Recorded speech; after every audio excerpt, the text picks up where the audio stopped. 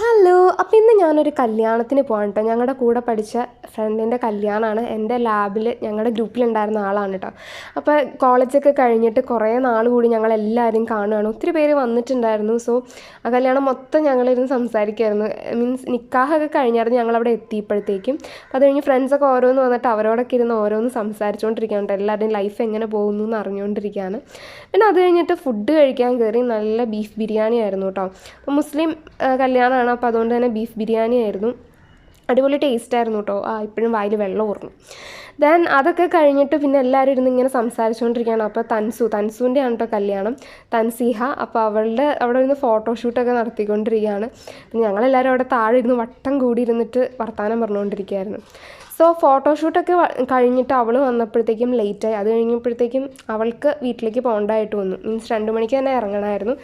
എന്നിട്ട് ഞങ്ങളതൊക്കെ കഴിഞ്ഞ് ഫോട്ടോ എടുത്തിട്ടാണ് ഇറങ്ങിയത്.